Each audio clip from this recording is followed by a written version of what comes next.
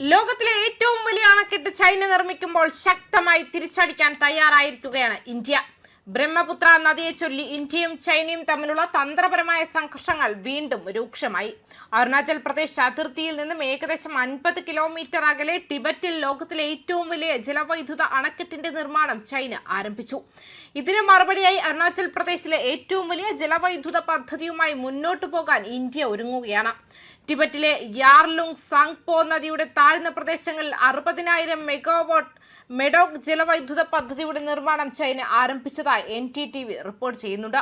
അരുണാചൽ പ്രദേശ് അതിർത്തിയിൽ നിന്നും ഏകദേശം 50 കിലോമീറ്റർ അകലെ സ്ഥിതി ചെയ്യുന്ന ഈ പദ്ധതി ലോകത്തിലെ ഏറ്റവും വലിയ ജലവൈദ്യുത അണക്കെട്ടായി കണക്കാക്കപ്പെടുന്നുണ്ട്. ചൈനയുടെ പദ്ധതിക്ക് മറുപടിയായി അരുണാചൽ പ്രദേശിലെ അപ്പർ സിയാങ് ജില്ലകളിലെ 11,000 മെഗാവാട്ട് ശേഷിയുള്ള സിയാങ് അപ്പർ മൾട്ടിപർപ്പസ് പ്രോജക്ട് വേഗത്തിൽ മുന്നോട്ട് കൊണ്ടുപോകാൻ ഇന്ത്യ പദ്ധതിയിടുകയാണ്. സർക്കാർ ഉടമസ്ഥതയിലുള്ള NHPC ഈ പദ്ധതി വികസിപ്പിക്കും. പൂർത്തിയാകുമ്പോൾ ഇന്ത്യയിലെ ഏറ്റവും വലിയ ജലവൈദ്യുത പദ്ധതിയായിരിക്കും ഇത്.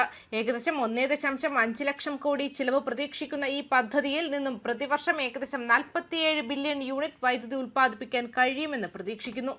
ഈ പദ്ധതി വൈദ്യുതി ഉൽപ്പാദനത്തിൽ മാത്രമല്ല വടക്കുകിഴക്കൻ സംസ്ഥാനങ്ങളിലെ വെള്ളപ്പൊക്ക നിയന്ത്രണവും തന്ത്രപരമായ സുരക്ഷയും ശക്തിപ്പെടുത്തുകയും ചെയ്യും.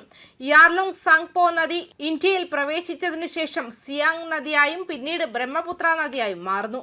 ചൈന ഇത്രയും വലിയ ഒരു അണക്കെട്ട് നിർമ്മിക്കുന്നത് നദിയുടെ സ്വാഭാവിക ഒഴുക്കിനെ മാറ്റിമറിക്കുമെന്നും അരുണാചൽ പ്രദേശിലെയും അസമിലെയും കൃഷി, പരിസ്ഥിതി, ജൈവ വൈവിധ്യം എന്നിവയെ ബാധിക്കുമെന്നും വിദഗ്ധർ വിശ്വസിക്കുന്നുണ്ട്.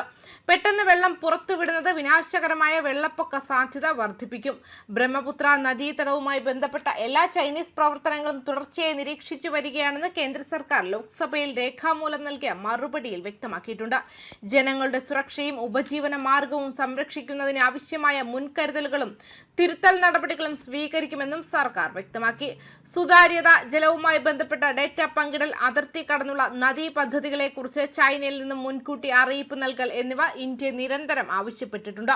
ഇന്ത്യയുടെ പദ്ധതി നിർമ്മാണ ഘട്ടത്തിലേക്ക് കടക്കുന്നതുവരെ വടക്കുകിഴക്കൻ മേഖലയിലെ വെള്ളപ്പൊക്ക പ്രവചന സംവിധാനങ്ങൾ, നദീ നിരീക്ഷണ ശൃംഖലകൾ, മറ്റടിസ്ഥാന സൗകര്യങ്ങൾ എന്നിവ ശക്തിപ്പെടുത്താൻ കേന്ദ്ര സർക്കാർ പ്രവർത്തിക്കുന്നുണ്ട്.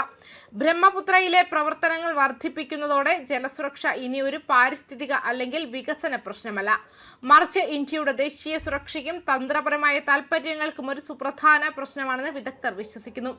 മാത്രമല്ല, തർക്കത്തിലുള്ള നദിയിലെ ബീജിംഗിന്റെ ഓരോ നീക്കവും സൂക്ഷ്മമായി നിരീക്ഷിച്ചുകൊണ്ട് ഇന്ത്യ ഇപ്പോൾ സ്വന്തം തന്ത്രപരമായ പ്രതികരണം ത്വരിതപ്പെടുത്താൻ ശ്രമിക്കുകയാണ്. സിയാങ് നദിയായി ഇന്ത്യൻ പ്രദേശത്തേക്ക് പ്രവേശിച്ച് ബ്രഹ്മപുത്രയിലേക്ക് വീതി കൂട്ടുന്ന യാർലുങ് സാങ്പോ അരുണാചൽ പ്രദേശിലെയും അസമിലെയും ദശലക്ഷക്കണക്കിന് ആളുകളുടെ ജീവനാഡിയാണ്. ഇത്രയും വലിയ അണക്കെട്ട് മുകളിലേക്ക് ഉയരുന്നത് ജലപ്രവാഹത്തെ അടിസ്ഥാനപരമായി മാറ്റിമറിക്കുകയും പ്രാദേശിക ആവാസ വ്യവസ്ഥയെ നശിപ്പിക്കുകയും കൃഷിയെ തളർത്തുകയും വെള്ളപ്പൊക്കം മൂലം വെള്ളപ്പൊക്കം ഉണ്ടാകുകയും ചെയ്യുമെന്നും വിദഗ്ധർ മുന്നറിയിപ്പ് നൽകുന്നുമുണ്ട്. ന്യൂസ് ഡെസ്ക് കർമ്മ ന്യൂസ്.